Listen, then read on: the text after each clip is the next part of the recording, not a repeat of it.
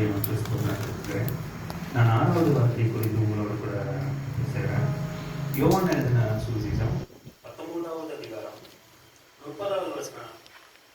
இயேசு காணியை வாங்கின பிறகு முடிந்தது என்று சொல்லி தலையை சாய்த்து ஆவியை ஒப்புக் கொடுத்தார். இந்த இடத்துல பார்த்தீங்கன்னா எல்லாம் முடிந்தது அப்படின்னு சொல்றாரு. அப்போ ஒருவேளை எல்லாமே முடிஞ்சிருச்சுன்னா இதோட எல்லாமே முடிஞ்சிருச்சுன்னு அர்த்தம் இல்லை. அதுதான் நம்மளுடைய வாழ்க்கையின் துவக்கமா இருக்கிறது, ஆரம்பம். உண்மையிலே சொல்ல போனா புதிய ஏற்பாடு இந்த இடத்துலதான் ஆரம்பிக்கிறது. முடிந்தது. நியாயப்பிரமாணம் வேற சொல்லுது, நியாயப்பிரமாணம் நம்ம எல்லாரையுமே பாவத்திற்கு அடிமைகளாக்குகிறது. ஆனால் கர்த்தருடைய ரத்தம் நாம் எல்லாரையும் நியாயப்பிரமாணத்திலிருந்து விடுதலை செய்கிறது. அதனாலதான் இயேசு கிறிஸ்து ஒரு இடத்துல சொல்லுவாரு, நியாயப்பிரமாணத்தை அழிக்கிறதுக்கு அல்ல, அதை நிறைவேற்றுகிறதற்கே நான் வந்திருக்கிறேன் அப்படின்னு சொல்லுவாரு. ஸோ இதுவரைக்கும் நியாயப்பிரமாணத்தின்படி ஜனங்கள் என்ன செஞ்சாங்கன்னா, அவங்களுடைய தவறுகளுக்காக, ஜனங்களுடைய பாவங்களுக்காக ஆடுகளையோ மாடுகளையோ புறாக்களையோ பலியிட்டு கொண்டு வந்தாங்க. ஆனா ஜனங்கள் அதை திரும்ப திரும்ப தவறு செய்ய திரும்ப திரும்ப பலி கொடுக்கிறதுமா இருந்தது. அப்ப இந்த விஷயத்தை தேவன் பார்த்து, இதை உலகத்தின் தோற்றத்திற்கு முன்னாடியே தேவன் இதை கிறிஸ்துவனுடைய மரணத்தையும் அந்த மரணத்தின் மூலமாய் நமக்கு ஒரு புதிய துவக்கம் இருக்கிறது என்பதை முன்னாடியே தீர்மானித்து வைத்திருந்தார். அதனாலதான் வெளிப்படுத்தல யோவான் சொல்லும்போது சொல்லுவாரு, உலக தோற்றத்தின் முதல் நமக்காக அளிக்கப்பட்ட தெய்வ ஆட்டுக்குட்டி அப்படின்னு சொல்லி.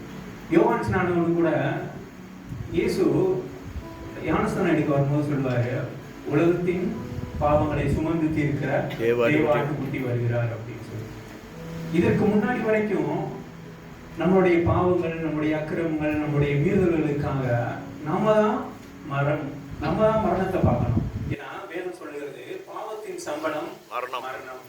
அப்ப பாவம் செய்யற எல்லாருமே அதற்கான தண்டனையை அனுபவிக்கணும். ஆனா கிறிஸ்து நமக்காக, நம்மளுடைய அக்கிரமங்களுக்காக, நம்மளுடைய மீறுதல்களுக்காக தேவன் அடிக்கப்பட்டார். அதன் மூலமாய் நமக்கான மன்னிப்பு கிடைக்கப்பட்டது. நம்மளுடைய மன்னிப்புனா இது ஒரு சாதாரணமான மன்னிப்பு கிடையாது.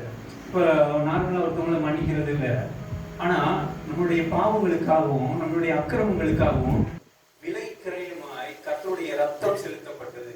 அதுதான் இங்கே ரொம்ப ரொம்ப முக்கியம். அதை கொலோசியர் புத்தகத்தில் பார்த்தீங்கன்னா 2வது அதிகாரம் 13-14வது அதிகாரத்தை நீங்கள் போய் பாருங்க. அந்த இடத்துல சொல்லியிருக்கோம், தேவன் நமக்கு எதிராக இருந்த எல்லா அந்தகார வல்லமைகளையும் அதிகாரங்களையும் துரைத்தனங்களையும் கல்வாரி சிலுவையிலே உரிந்து கொண்டு கல்வாரி சிலுவையிலே நமக்காக வெற்றி சிறந்தார் அப்படின்னு சொல்லியிருக்கு. பாவத்தினாலும் சாபத்தினாலும் அதன் மூலம் கிடைக்கிற நோய்கள் எல்லாவற்றிலும் இருந்து கல்வாரி சிலுவையிலே தேவன் நமக்காய் வெற்றி சிறந்தார்.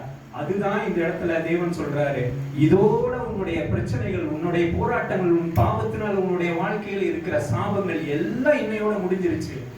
இதுக்கப்புறம் உன்னுடைய வாழ்க்கையில இருக்க போறது புதிய துவக்கமா இருக்கிறது. அப்ப தேவன் சொன்ன முடிவு என்பது கர்த்தருடைய வார்த்தை நியாயப்பிரமாணத்தின் முடிவா இருக்கிறதே தவிர நம்மளுடைய வாழ்க்கையில அது புதிய துவக்கமா இருக்கிறது. நம்மளுடைய வாழ்க்கையில அது பாவத்திலிருந்தும் சாபத்திலிருந்து விடுதலை பெற்ற புதிய துவக்கமா இருக்கிறது. அதுவே நம்மளுடைய வாழ்க்கையில தேவன் நமக்காக செய்த தேவன் நிறைவேற்றிய சித்தமா இருக்கிறது. அடுத்து தேவன் பிதாவுடைய சித்தத்தை நிறைவேற்றிட்டாரு. நம்ம என்ன செய்ய போறோம்? தேவன் சொல்றாரு, முடிஞ்சு. தேவன் வந்த நோக்கம் முடிந்தது. அவர் என்ன நோக்கத்திற்காக பிதாவுடைய சித்தத்தை செய்வதற்காக வந்தாரோ அதை தேவன் நிறைவேற்றி விட்டார். நாம் என்ன செய்ய போகிறோம்? ஏன்னா ஆதாம் தொடங்கி பாருங்க, இயேசு கிறிஸ்து வரைக்கும் கூட கர்த்தருடைய சித்தத்தை நிறைவேற்றுகிறதுல சோர்வுகள், பலவீனங்கள், பயம் எல்லாமே வரும்.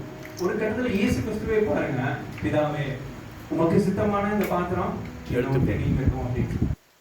எவ்வளவு பிரச்சனைகள் வந்தாலும், போராட்டங்கள் வந்தாலும், அவைகளின் மத்தியிலே கர்த்தருடைய சித்தத்தை நிறைவேற்றுவதற்கு நாம் ஆயத்தம் உள்ளவர்களாய் இருக்க வேண்டும்.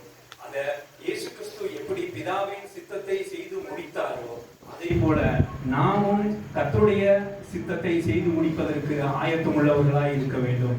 நாம் கர்த்தருடைய சித்தம் நம்மளுடைய வாழ்க்கையில ஒவ்வொருவருக்கும் தனிப்பட்ட விதமா இருக்கும்.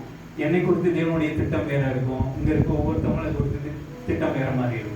ஆனா நம்மளுடைய எல்லாருடைய முடிவும் ஒன்றை நோக்கி இருக்கிறது. அதைத்தான் இயேசு கிறிஸ்து சொன்னாரு, பூமி எங்கிலும் உள்ள சகல ஜனங்களுக்கும் ராஜ்யங்களுக்கும் இந்த சுவிசேஷம் சாட்சியாய் பிரசங்கிக்கப்படும், அப்பொழுது முடிவு வரும். அந்த முடிவை நோக்கி தான் நீங்களும் நானும் ஓடிக்கொண்டிருக்கிறோம். ஏன்னா எப்படி பழைய ஏற்பாட்டின் காலத்துல இஸ்ரவேல் ஜனங்கள் கானானை நோக்கி புறப்பட்டார்களோ, அதே போல நாமும் இந்த மாம்ச பிரகாரமான வாழ்க்கையில நாம் பரமகானாகிய பரலோக ராஜ்யத்தை நோக்கி நம்மளும் பயணப்பட்டு கொண்டிருக்கிறோம். ஸோ அதைத்தான் தேவன் சொல்றாரு, இந்த பூமியில் உள்ள சகல ஜனங்களுக்கும் என்னைக்கு சாட்சியா இந்த சுவிசேஷம் பிரசங்கிக்கப்படுகிறதோ அப்பொழுது முடிவு வரும் அப்படின்னு சொல்றாரு.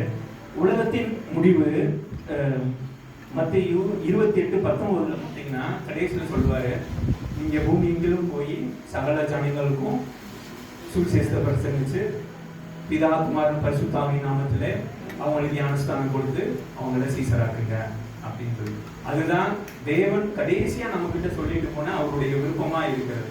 அதை சொல்லி நானும் இந்த வார்த்தைகளை கர்த்தருடைய வார்த்தையை முடிக்கிறேன்.